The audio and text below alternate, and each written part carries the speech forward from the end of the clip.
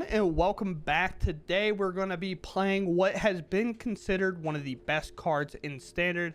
I am currently out of town. Well, I guess this one I'll still be in town, but I'm currently out of town, so these intros are going to be a bit quicker, a bit shorter, just because I got to film kind of a lot ahead of time.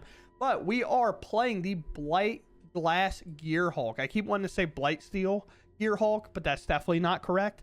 But this is a card that I've seen a lot of talk about because it does get to go into your deck and tutor up a lot of one drops. And if it gets flickered, if it gets put under a Shelter by Ghost, well, we get to get answers for that as well. And then we get this back. And this is strictly an enter the battlefield trigger. So it doesn't even have to be cast. So we can kind of void that, as you'll see in some of these games. But we're going to try to get the most value out of this by playing a lot of one mana things like a Haywire Might and a Skrelv as a bullet cards. Haywire Might being that card that can just enter and immediately get rid of something without having to do too much about it. It can also be a good pinch card to gain 2 life in matchups that it matters. Other than that, we have Dust Rose to exile things. One of the things I missed on this card is normally when they say this, it's kind of like grab 2 thing 1 or less, but they have to have a different name. You can actually grab the same card over and over again. So if you're just like, I want to load the board, we can grab Paul Patch Recruits. Or if we have plenty of artifacts entering every turn because we have, say, a Sentinel of the Nameless City in play, we can grab 2 Wormlets that can gain a lot of life and then get Death Touch very, very quickly. And then Landware Elves, of course, to help accelerate our base, playing multiple market back walkers. I will be honest, this card doesn't get much featured today, so keep your expectations on it a little bit. But we do kind of a cool tech play where we actually play this for 0 mana with 3 Wormlets in play, and we just get an artifact that enters. It dies immediately, but it grows these and gains us a lot of life, and we end up kind of coming out of that game with very, very low life where this mattered. Now for the big thing that happens with this deck is we did cut the Collector Cage and the Overlord, and we are a lot lower to the ground. As if I move these to their appropriate spot, you can kind of see how low we actually are using things like Innkeeper's Talent and the Ozolith. Ozolith doubles counters that go on. Innkeeper Talent gives extra counters to things while providing ward, and then if we do level to 4, we can grow things hugely, as the Paul Patch Recruit has trample, and so doesn't the Blight Glass Gearhulk. For whatever reason, in game 1, you'll realize I didn't realize this thing had trample. But with that said, we're going to dive into the game, so I hope you all enjoy it, and let's see if this is truly the best card in Standard. Okay, probably Orzhov if I had to imagine actually what this matchup is. We'll start off with the Wormlet. I could play this for nothing, but we're not going to do that right now. We might do it later if we play this Wormlet. Kind of just depends what our turn pans out to be. On a white life gain? On a white life gain flyers, maybe? Interesting. Yeah, no block here, boss.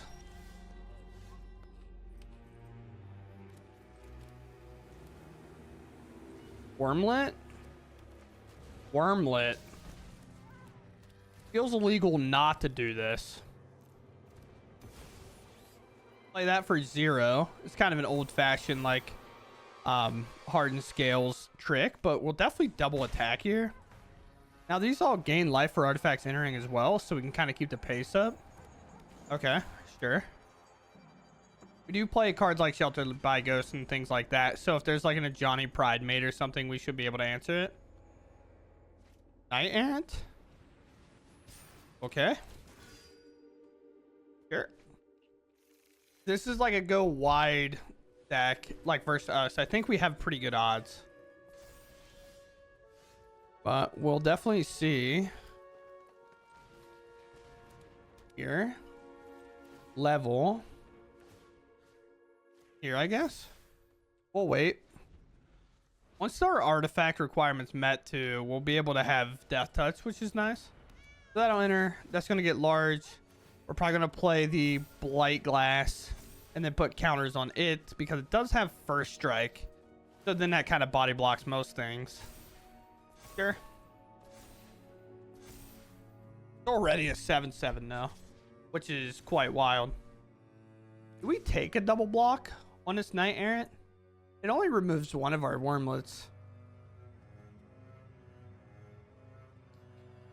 I don't think so. Or do I? Sure, honestly. We'll trade 1 here. I doubt they thought we would do that, but I think it's worth. Sure. Take a double scry. Probably a second knight or like an overall lord. Sure. We're going to play this. We're going to go double look here. Of course.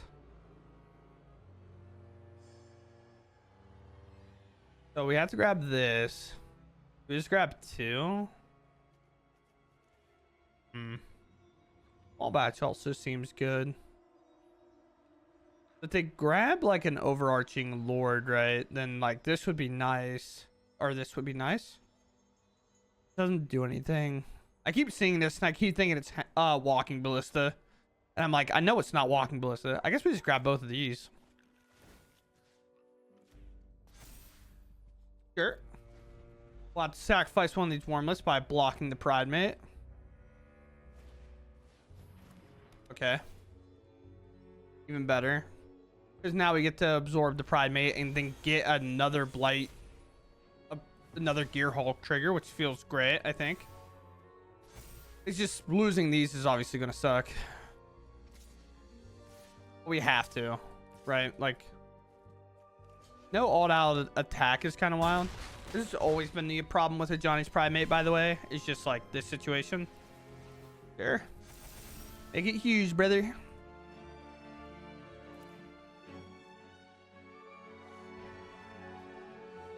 Yep. Here. As much as this sucks. Yes, I would like to do that, and I would like to pay the ward costs. Marina's like, you sure? Like, I'm pretty positive, dog. Fall patch. I'm gonna grab a haywire mite here. I can sacrifice it to this dusk rose to get more value. Give this first strike. Doesn't have lifelink or anything, so that's one of the downsides of this one. Even though it's not like, I don't even know if it's necessarily a downside, but it is, I guess. Raise the pass, maybe? There's like no, oh, they wanted to scry? That would make sense. I was like, maybe they have raised. They keep on top, so it's probably another shelter by ghost. But that's okay for now. So we play Paul Patch, we play Ozlith, we move a counter, or we just play Innkeeper Ozlith. Yeah, I'm okay with that. Because if there is a way to like get our creatures so large that they can technically do something here, this would be a way to do it. So let's make it where this can also block. And then we'll do this here. And we'll wait. I mean, this is 7 damage right now. And the counters are getting massive. That's a good creature. No way to take damage, though, on their side right now. So it's not going to get flying for free. And with our first striker, they'll be glad to chain off, though. It's already huge, which sucks, obviously. We can always block with Haywire Might and then sacrifice it as an additional cost, too. We can also do this and then Dust Rose, take that away. I mean, I guess that makes sense. Is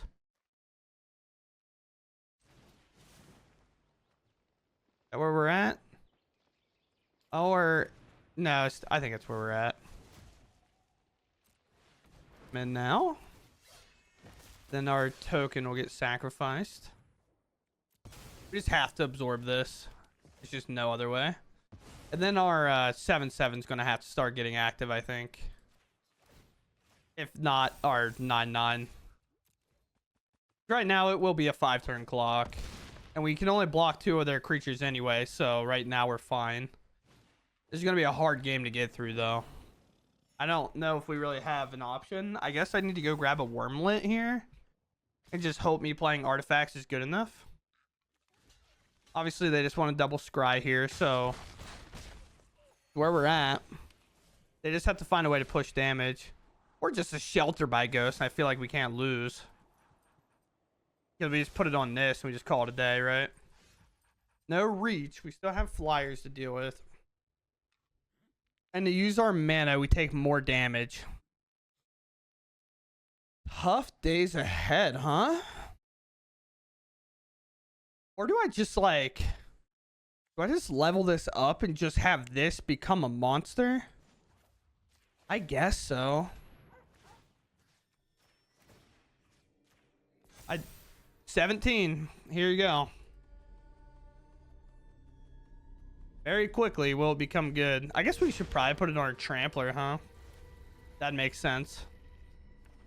A land hit off the top, so they will double attack again. They'll attack out again. Sure. They want to double scry here. It's just I don't want to counter on a target artifact creature you control activate only as a sorcery. They keep on top. Brutal. 2 mana to activate. It has to be something like a sheltered, right? I can't activate this. I can't play this.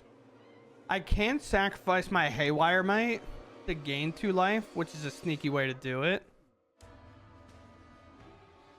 I think that's where I'm at. To go to 5, which is funny enough. Do I just play a Landwar Elf?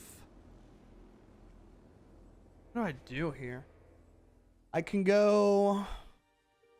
Like, I don't think leveling this up makes any sense. This is dead. But I definitely pump here. I hold Haywire Might to block and sack. Gain life. Yeah, so we play this. And then we move to combat. Double pump this because, again, it has trample. So that's kind of where we're at. We're swinging for almost lethal.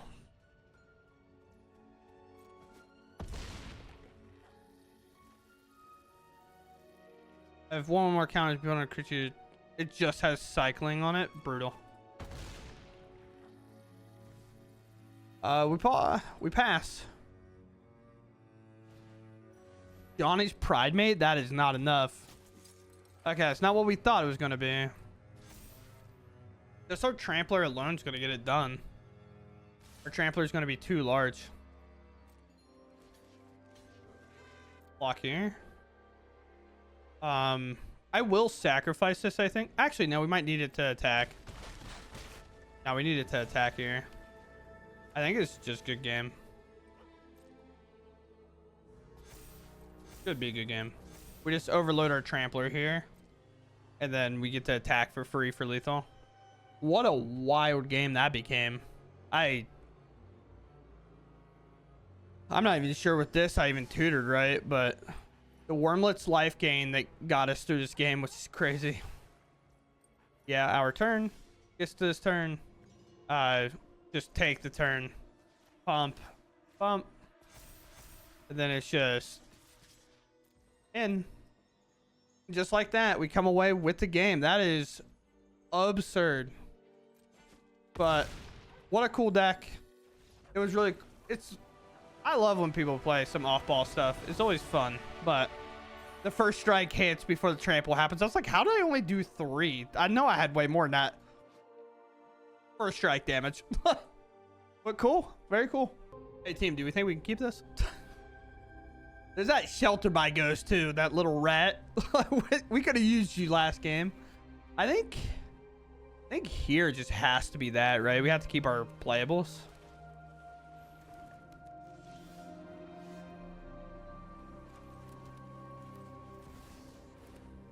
Our opponent's a scared player, bro. Only scared players put this card in their deck. I will take no other... I'll take nothing else. All right. Activate here. And the reason we're doing this is so our creature will have ward, which matters. And then we get hit with the temporary lockdown, you know? Like, the fun stuff. This one? One? I'm gonna send this 1 mana creature to the promised land, dude. I just like... Get in there, brother. All right, cool. I don't know if there'll be temporary lockdown. You kind of play temporary lockdown or this card. Sure. Green. We have to grab a basic plains for our Colossus there. If we grab a forest and then we only hit like another forest, we can't play Colossus. But if we hit a forest now, we have the plains, forest, so we're good.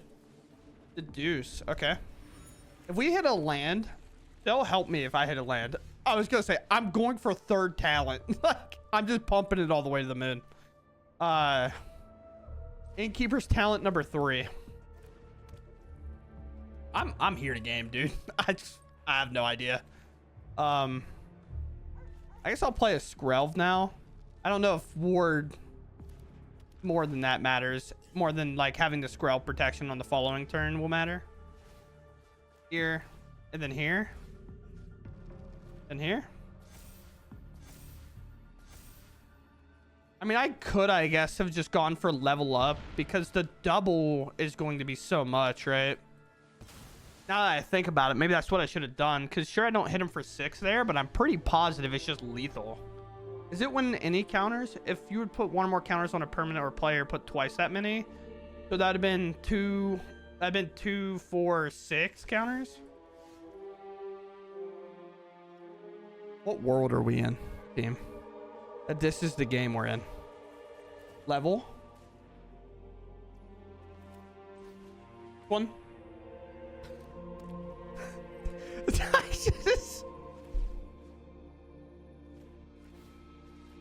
Oh, I messed up. I accidentally clicked the Skrelv.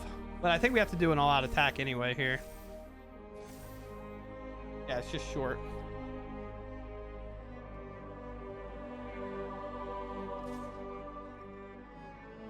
Yeah, because this fish is blue.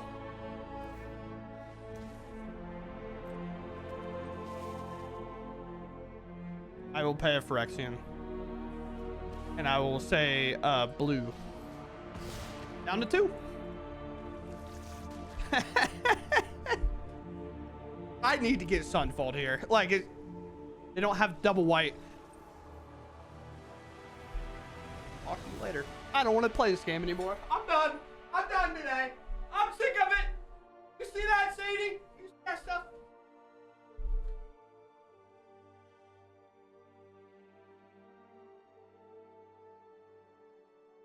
Oh, my dog was not a fan of that. That was funny. All right, cool. Well, we'll move on. All right, this is a significantly better looking hand than the last game. So we'll keep. And we're elves. We're ready to go. On a red. We already have a card that they can't beat. He's Sheltered by Ghosts, of course. I should have played Sentinel. What am I doing? Hopefully it's not Boros, by the way, because then that'd obviously be worse. But I don't know why I didn't play the Sentinel. I will no, okay. They didn't give me the option. Do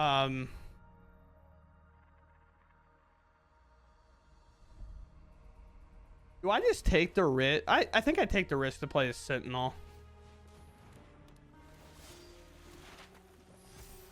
Because I think the problem here is just like, if I put it on this wouldn't grow in power.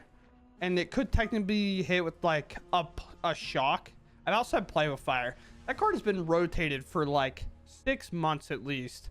And I've still just say Play with Fire. And I don't know why. We'll block here to force a card out.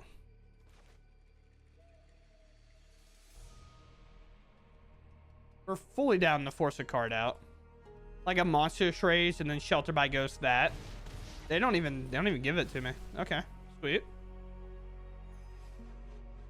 Totally makes sense to me. Now what are we trying to protect here? The Wormlet that grows larger and larger every turn? I would say so, right? Like, it just makes sense. Because even Sentinel attacking here... Well, Sentinel can attack and block, but it's just not going to get any larger. Sentinel attacking just makes the Wormlet larger. Yeah, I'm going for Wormlet, I think. Wormlet also just gains life too, right? So I don't even want to threaten to block, I think. Activate. Here. We could have went for Sentinel with this map token. Sweet. Land War Elves out.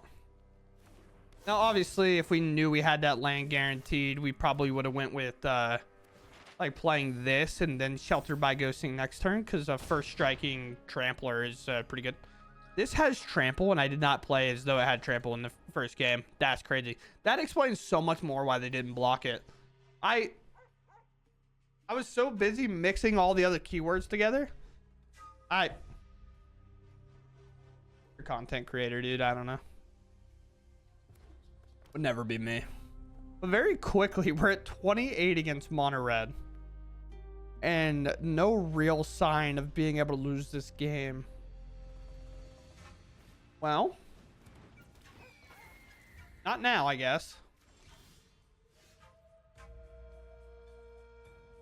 What do we have? Okay, we can actually do something. No, we can't because our white's too bad. That sucks.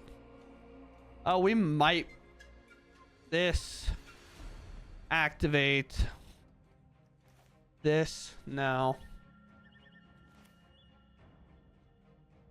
I guess I go for this.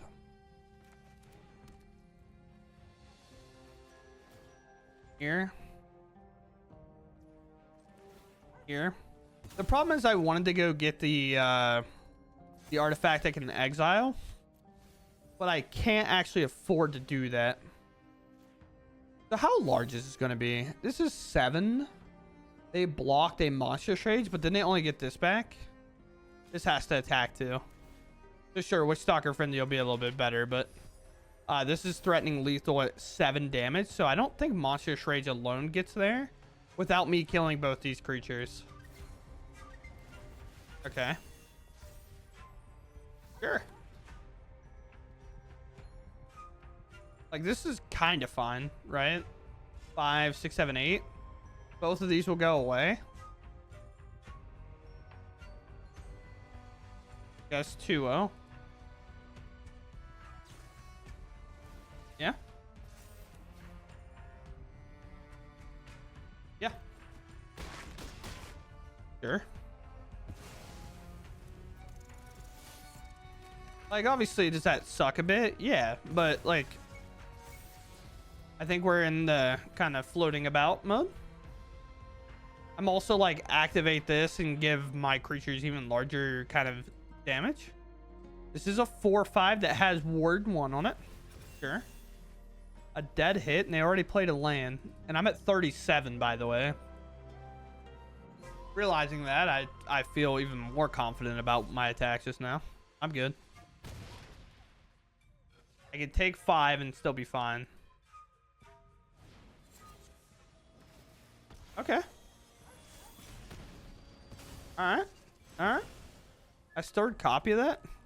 Sure.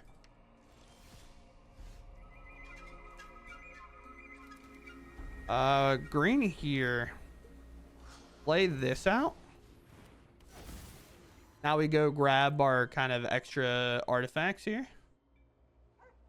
I will grab a Dust Rose and I will grab a Skrelv. And I will play a Skrelv out, I think. We'll put a counter here, of course. And we'll pass. My 5/5 first striking Trampler, I think's got us pretty well covered. These are blue-white. However, a red creature would cause problems. There's an Urbrass Forge. I think they're just doing their challenges today now. Do remember that this does have first strike, so it does not matter on this block. There'll be no damage happening to the Gearhulk. Okay. Level. We'll just do a white. Blue. Here. Okay. Cool. I don't know if they had anything. We're just gonna do it correctly and get through it. But yeah, always good signs that you can beat up the mono red matchup. If you're a creature deck and you can't keep up with red, you're kind of already behind the curve, and you gotta like kind of reevaluate the deck, right? It's like if we can't beat this matchup when it's going to be one of the #1 matchups we play more often than anything else, we have to go back to the drawing board. But Shelter by Ghost and cards are good. Shelter by Ghost, good. Very good. All right, so we're here. I have turn 2 Sentinel if I actually play my hand correctly. I may or may not, in a game prior to this, played it incorrectly. You never know. Doesn't seem like something I would do ever. Nothing like playing a 3-drop on turn 2 while into play. We have auras. Okay, cool. So there definitely could be a protection spell for this. Now it's like one of those things is like, do I not get aggressive? But the problem is Shelter by Ghost is such a prominent card here. So I think I just pop this, give them some maps, and then I'll just play an Innkeeper's Talent. And now this will put a counter. They could play a creature and Shelter by Ghost this. So I think I'll sacrifice a little bit of damage here to start growing my Landware Elves. Because it's one of those things where if I lose this, I'm going to have to close with another creature, right? And a 1-mana creature or Enduring Innocence is pretty good. Pretty good one. Pretty good one. We could double stack this. This can enter with 2 counters. We could put it to more, but let's go ahead and play what we came for. Take this action. We'll grab a Dusk Rose, and then I will grab a Haywire Might to blow up any artifact or enchantment. So we're obviously set up for that. Put a counter here. Attack. Most likely we'll see a block here. Maybe not if Shelter by Ghost is prominent and they don't block, which gives us kind of that indication. What do they get rid of, though? This is also an enchantment, but this cannot target a creature, I believe. Exile target non-creature artifact and non-creature enchantment. Okay, so it cannot exile this before, you know, we get the wrong idea, right? But here's the thing. What does Shelter by Ghost hit? Because if you hit the Gearhulk and then I get the Gearhulk back, like, you're obviously in trouble there, right? But that totally makes sense. Totally makes sense. Now, I'm in a weird position where I think, honestly, I just level up this and I maybe kick this. This spell or anything becomes target of spell or an ability. Yeah, sweet. And then we're going to, I guess, offspring this. We could have activated a map and maybe we would have hit a land or something, but you know how it can be sometimes. Ward, and we're in.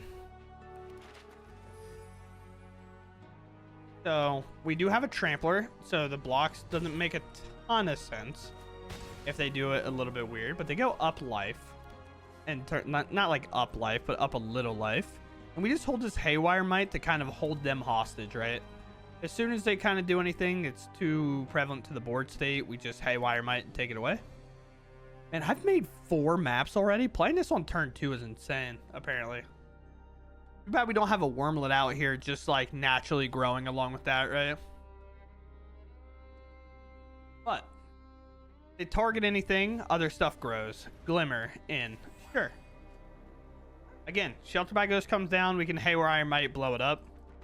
If there was a turn where I could have like played Haywire Might here and held up the mana, I probably would have done that over a couple of other things. But this is of right now, it didn't seem like the right play. Dollmaker Shop, only a blue available, so that white protection spell or like a follow-up shelter is never going to do anything.